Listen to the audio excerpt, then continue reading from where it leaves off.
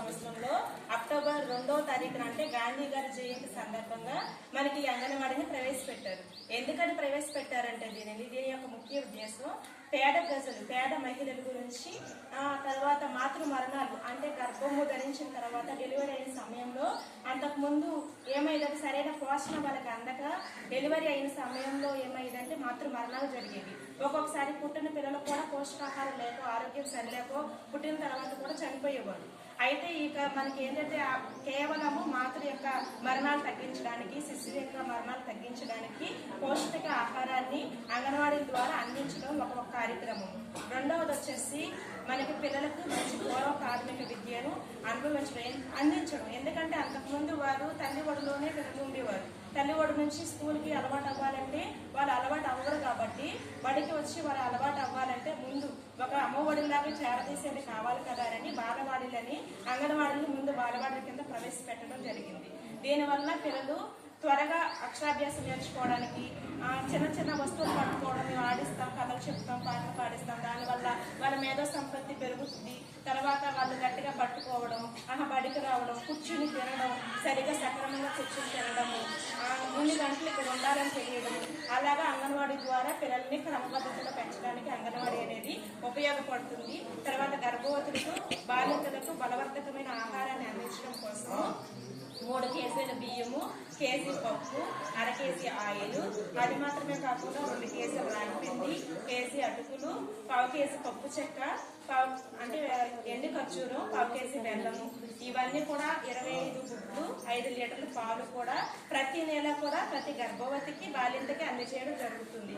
అది మాత్రమే కాకుండా సివి ఈవెంట్స్ అంటే ప్రతి నెల మొదటి బుధవారము, తర్వాత 3వ బుధవారం ఏంటంటే 3వ నెల, 4వ నెల గర్భవతులను అంగన్వాడీలకు చేర్పించుకోవడం, ఆహ్వానించడం. ఇక్కడ అంగన్వాడీకి వచ్చి మీరు వచ్చి భోజనం చేయాలి. భోజనం చేయడం వల్ల రక్తహీనత మీకు ఉండదు, పుట్టే పిల్లలు ఆరోగ్యంగా పుడతారు, గర్భవతి కూడా నీరసం కూడా బలంగా ఉంటుందని పోషక విలువలు కలిగిన ఆహారాన్ని వాళ్ళకి అందిస్తామని తీసుకొచ్చి 3వ నెల, 4వ నెల గర్భవతిని ఆహ్వానించడం జరుగుతుంది. తర్వాత 6 నెలలు నిండిన తర్వాత వాళ్ళకి 6 నెలల వరకు తల్లిపాలు తాగుతారు కాబట్టి తల్లిపాలతో పాటు 2 సంవత్సరాల వరకు తల్లిపాలను ఇవ్వాలి. తల్లిపాలతో పాటు వాళ్ళకి అదనపు ఆహారం ఇవ్వాలి కాబట్టి బాలామృతము 7 నెలల నుంచి 3 సంవత్సరాలలోపు వాళ్ళకి బాలామృతము, 2 కేజీల బాలామృతం ప్యాకెట్, 25 గుడ్లు, 2 లీటర్ల పాలు ఇవ్వడం అనేది జరుగుతుంది. తర్వాత 3 సంవత్సరాల నుంచి 6 సంవత్సరాల వరకు పిల్లలకు స్కూల్ దగ్గరికి తీసుకొచ్చి ఉదయాన్నే 9:30 గంటల లోపు పిల్లల్ని తీసుకొచ్చి వాళ్ళకి 1 గుడ్డు, 100 గ్రాముల పాలు ఇవ్వడం జరుగుతుంది. వాళ్ళు తాగుతారు. మధ్యాహ్నం భోజనం పెట్టడం జరుగుతుంది. సాయంత్రము మరలా ఇంటికి వాళ్ళకి పంపించడం జరుగుతుంది. తర్వాత వాళ్ళకి అందించే సేవలు ఇవన్నీ కూడా మేము అందించడం జరుగుతుంది అంగన్వాడీ ద్వారా. తర్వాత ప్రతి నెల 2వ శనివారం కిషోర బాలికలు అంటే 12-11 సంవత్సరాల నుంచి 18 సంవత్సరాల ఉన్న వాళ్ళకి కిషోర బాలికలకి మీటింగ్ ఏర్పాటు చేస్తాము. మీటింగ్ ఏర్పాటు చేసి ఎలా ఉండాలి ఏంటని చెప్తాము, వారు ఎలా తినాలనేది చెప్తాము. బ్లడ్ టెస్ట్ ఏఎన్ఎం గారి దగ్గర తీసుకెళ్లి బ్లడ్ టెస్ట్ చేపిస్తాము. తర్వాత ఐరన్ శాతం తక్కువ, రక్త పరీక్ష చేసినప్పుడు బ్లడ్ అనేది తక్కువగా ఉంటే కనుక వాళ్ళకి ఐరన్ సిరప్, ఐరన్ టాబ్లెట్లు ఇవ్వడము.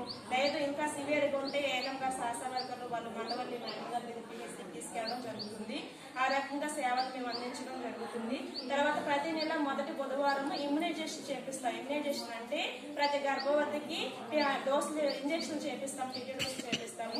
బిడ్డ పుట్టిన దగ్గర నుంచి ఆ బిడ్డకి ఏ డోసులు అనేది వ్యాధి నిరోధక టీకాలు అందించడం ద్వారా వాళ్ళకి ఏంటంటే రేపు రోగాల బారిన పడకుండా వాళ్ళని సంరక్షించడానికి మేము ఎంతగానో కృషి చేస్తున్నాము. దానికి సంబంధించి ప్రభుత్వము ఒకటి మాతృ మరణాలు తగ్గించింది. పూర్వకాలానికి ఇప్పుడు ఉన్నదానికి శిశు మరణాలు తగ్గాయి. వ్యాధి నిరోధక టీకాల వలన పిల్లలకు వ్యాధులు అంతకుముందు మలేరియా, మసూచి, పోలియో ఎక్కువగా వచ్చి ఇప్పుడు అన్నింటి నుంచి మనం రక్షించగలుగుతున్నాము. అలాగే మాకు మంచి పౌష్టికాహారాన్ని కూడా అందిస్తున్నారు మా అంగన్వాడీ పిల్లలకు.